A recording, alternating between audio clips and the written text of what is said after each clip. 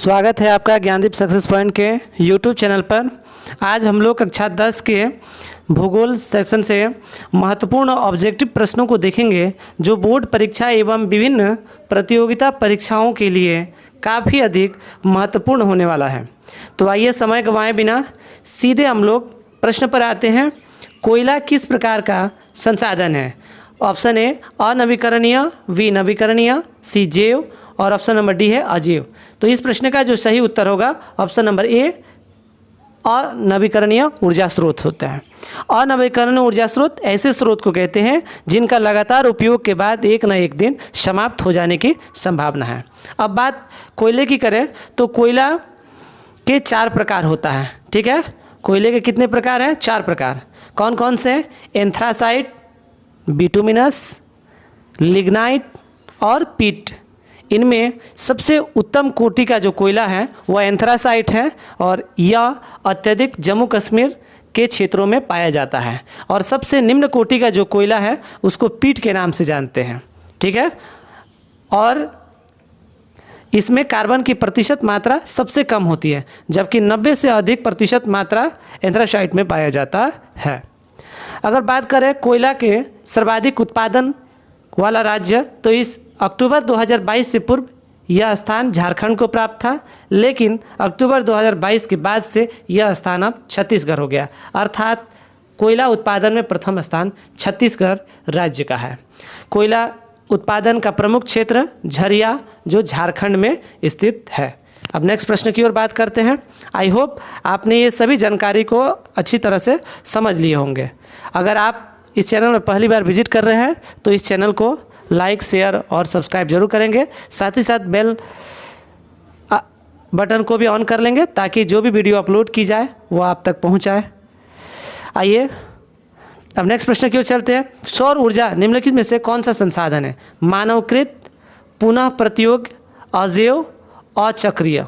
ठीक है, तो सौर ऊर्जा जो है पुनः प्रतियोग्य है, अर्थात इसका कितना हो अत्यधिक बार उपयोग की जाए लेकिन यह कभी समाप्त होने वाला नहीं है, अर्थात यह पुनः प्रतियोग्य है।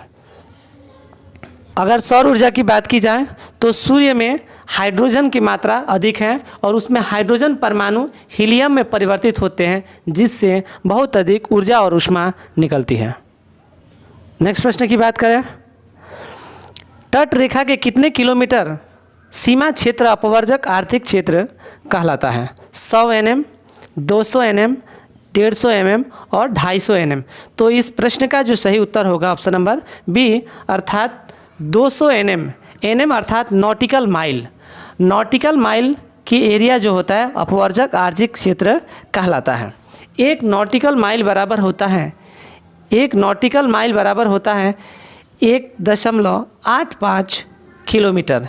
1.85 किलोमीटर का जो एरिया होता है वो 1 नॉटिकल माइल का होता है। जब 200 में 1.85 से गुना करेंगे तो तकरीबन 370 किलोमीटर के आसपास का क्षेत्र जो है आर्थिक अपवर्जक क्षेत्र के नाम से जानते हैं। नेक्स्ट प्रश्न की बात करें। डाकुओं की अर्थव्यवस्था का संबंध है संसाधन संग्रहण से, संसाधनों के अनियोजित ढंग से उपयोग से, संसाधनों के नियोजित दोहन से, इनमें से कोई नहीं। इस प्रश्न का जो सही उत्तर होगा ऑप्शन नंबर बी, अर्थात संसाधनों के अनियोजित ढंग से यानी अविवेकपूर्ण ढंग से उपयोग को ही क्या कहा जाता है? डाकुओं की अर्थव्यवस्था कहा जाता है।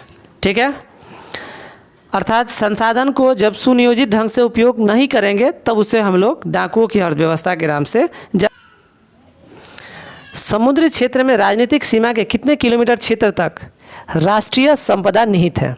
10.2 किलोमीटर, 15.5 किलोमीटर, 12.2 किलोमीटर, 19.2 किलोमीटर। तो इस प्रश्न का जो सही उत्तर होगा वह 19.2 किलोमीटर। इसका तात्पर्य यह है कि मान लीजिए कि यह भारत का मैप है और हम लोग जानते हैं कि इधर हिंद महासागर है, इधर अरब सागर है और इधर बंगाल की खाड़ी है। तो ये भारत के मुख्य भूमि है। मुख्य भूमि से ठीक 19.2 किलोमीटर जो समुद्री इलाका होगा, इन इलाकों में जितने भी संसाधन पाए जाते हैं उन सभी संसाधनों पर भारत का ही अधिकार होगा। ठीक है, तो इस प्रश्न का सही उत्तर होगा ऑप्शन नंबर डी, अर्थात 19.2 किलोमीटर। आइए अब नेक्स्ट प्रश्न की ओर चलते हैं। पंजाब में भूमि निम्नीकरण का मुख्य कारण क्या है? भूमि निम्नीकरण का मतलब होता है भूमि की उपजाऊ शक्ति का नीचे गिरना, वनोन्मूलन यानी वनों की उखाड़ फेंकना, काटना, गहन खेती, अति पशुचारण, अधिक सिंचाई। तो इस प्रश्न का जो सही उत्तर होगा ऑप्शन नंबर ए अर्थात वनोन्मूलन। वनों की लगातार कटाई के कारण समय पर बारिश न होना, जिसके कारण भूमि की उपजाऊ शक्ति समाप्त हो जाना। नेक्स्ट प्रश्न की बात करते हैं। सोपानी कृषि किस राज्य में प्रचलित है? हरियाणा, पंजाब, बिहार के मैदानी क्षेत्र और उत्तराखंड। तो इस प्रश्न का जो सही उत्तर होगा ऑप्शन नंबर सी अर्थात बिहार के मैदानी क्षेत्रों में सोपानी कृषि प्रचलित है। मरुस्थलीय मृदा का विस्तार निम्न में से कहाँ है? उत्तर प्रदेश, राजस्थान, कर्नाटक, महाराष्ट्र। तो इस प्रश्न का जो सही उत्तर होगा ऑप्शन नंबर बी अर्थात राजस्थान के क्षेत्रों में मरुस्थलीय मृदा का विस्तार है। ठीक है, राजस्थान का जो क्षेत्र है उसमें थार मरुस्थल का क्षेत्र आता है। थार मरुस्थल जो भारत और पाकिस्तान के क्षेत्रों में फैला हुआ है। ठीक है, और इस थार मरुस्थल में विश्व की सबसे अधिक जनसंख्या वाला मरुस्थल भी है। और ध्यान रखेंगे विश्व का सबसे जो बड़ा मरुस्थल है उस मरुस्थल को हम लोग सहारा डिजर्ट यानी सहारा मरुस्थल के नाम से जानते हैं, जो अफ्रीका महादेश में स्थित है। ठीक, अगर एशिया के सबसे बड़े मरुस्थल की बात की जाए तो ये मंगोलिया में है और इस मरुस्थल को गोबी मरुस्थल कहते हैं। इसका कुछ विस्तार चाइना में भी है। अब नेक्स्ट प्रश्न की बात करते हैं। मेढक के प्रजनन को नष्ट करने वाला रसायन कौन सा है? बेंजीन, यूरिया, एंड्रीन, फास्फोरस। तो इस प्रश्न का जो सही उत्तर होगा ऑप्शन नंबर सी अर्थात एंड्रीन। ठीक है, एंड्रीन का उपयोग मेढक के प्रजनन को नष्ट करने में करते हैं। ध्यान रखेंगे मेढक एक उभयचर प्राणी है अर्थात यह जल और थल दोनों में रहता है। साथ ही साथ मेढक का जो हृदय का कोष्ठक होता है वह 3 कोष्ठकीय होता है। जिस तरह मनुष्य का हृदय का कोष्ठक 4 होता है उसी तरह मेढक का 3। बेंजीन की बात करें तो इसका अणुसूत्र C6H6 होता है। ठीक है, और यूरिया की बात करें तो यूरिया प्रयोगशाला में तैयार किया गया पहला रासायनिक यौगिक था जिसका सूत्र CONH2CO होता है। यूरिया का फार्मूला होता है CONH2CO होता है। आई होप आपको ये जानकारी पसंद आई होगी। अगर आप चैनल में पहली बार विजिट कर रहे हैं तो इस चैनल को सब्सक्राइब, लाइक और कमेंट करना ना भूलें। काली मृदा का दूसरा नाम क्या है? बलुई मृदा, रेगुर मृदा, लाल मृदा, पर्वतीय मृदा। तो इस प्रश्न का जो सही उत्तर होगा ऑप्शन नंबर बी अर्थात रेगुर मृदा। काली मृदा का दूसरा नाम क्या है? रेगुर मृदा। काली मृदा में सबसे अधिक उत्पादन किसका होता है? उपयुक्त माना जाता है कपास का। तो कपास का सर्वाधिक उत्पादन किस में होता है? तो काली मृदा में होता है। और काली मृदा का जो विस्तार है वह महाराष्ट्र और गुजरात के क्षेत्रों में सर्वाधिक है। ठीक है, अगर वर्तमान समय में कपास के उत्पादन में प्रथम स्थान किसका है तो उसका आंसर होगा गुजरात का। ठीक है, और ध्यान रखेंगे महाराष्ट्र की जो राजधानी है मुंबई, उसे सूती वस्त्रों की महानगरी भी कहा जाता है क्योंकि यहाँ सूती वस्त्र का काफ़ी अधिक उत्पादन होता है। और एक क्वेश्चन आप लोग कमेंट बॉक्स में बताएंगे कि मुंबई में सूती मिल के कारखाने कब स्थापित किए गए थे?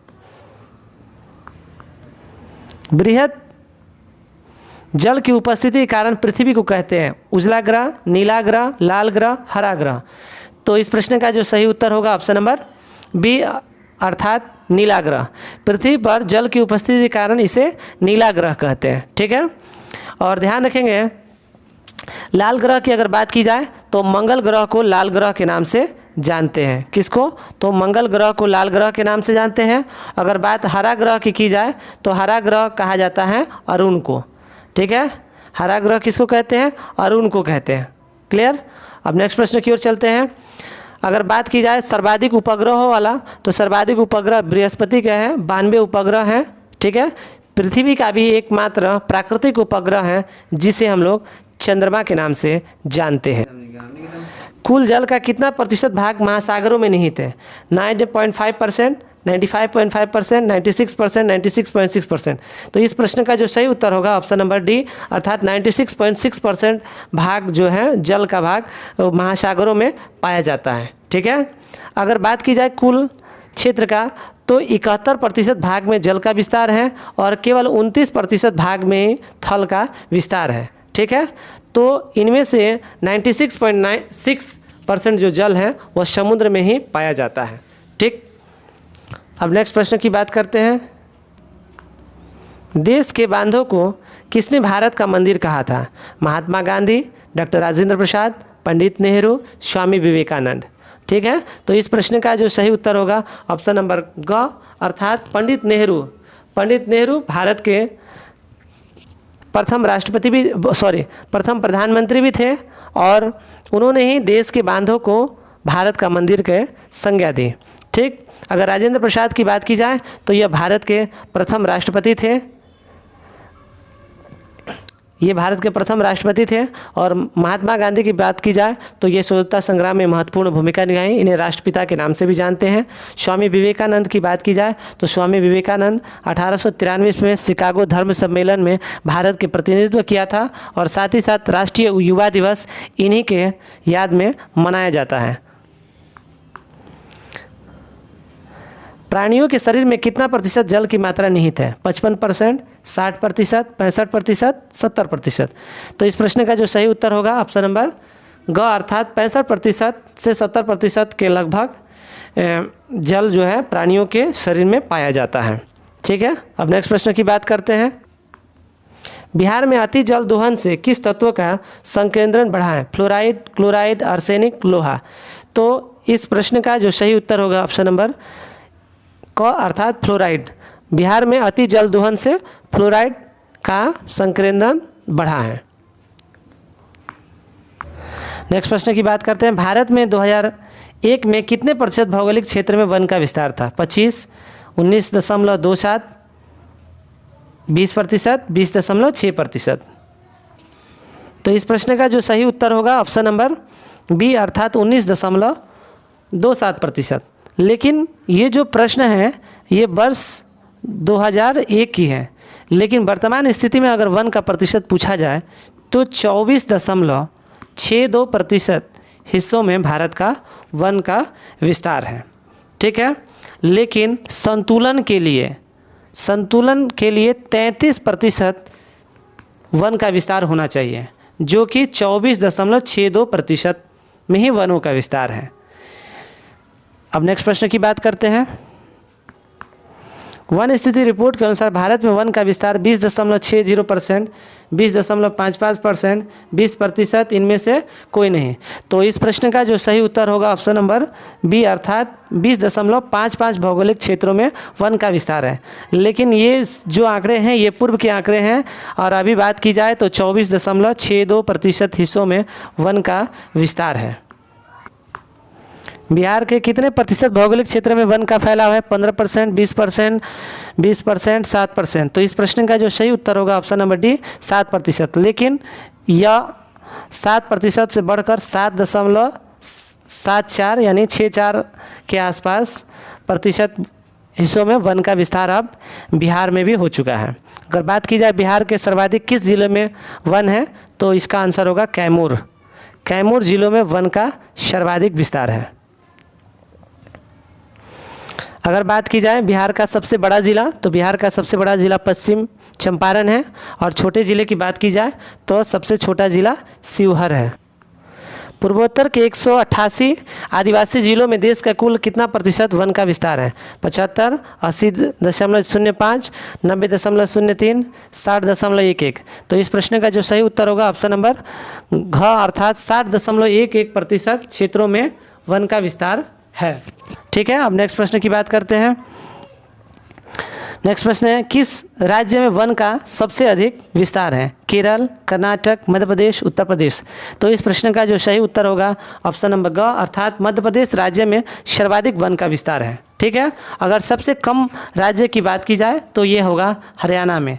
हरियाणा राज्य में सबसे कम वन का विस्तार है। ठीक, अगर ध्यान रखें प्रतिशत के नज़रिया से अगर पूछें प्रतिशत के दृष्टिकोण से सर्वाधिक वन किस राज्य में है तो ध्यान रखेंगे ये मिजोरम में है।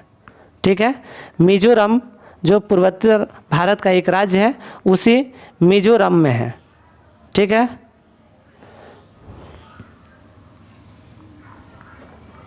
तो मिजोरम राज्य में प्रतिशत के दृष्टिकोण से सर्वाधिक वन है। अगर वही बात की जाए क्षेत्रफल में तो सबसे अधिक वन है मध्य प्रदेश का। वन संरक्षण एवं प्रबंधन की दृष्टि से वनों को कितने भाग में बांटा गया? 4 भाग, 3 भाग, 5 भाग, इनमें से कोई नहीं। तो इस प्रश्न का जो सही उत्तर होगा ऑप्शन नंबर ख अर्थात 3 भागों में बांटा गया है। अब नेक्स्ट प्रश्न की बात करते हैं। 1951 से 1980 तक लगभग कितने वर्ग किलोमीटर वन क्षेत्र में परिवर्तित हुआ? 30,000 किलोमीटर, 26,200 किलोमीटर, 25,200 किलोमीटर, 35,500 किलोमीटर।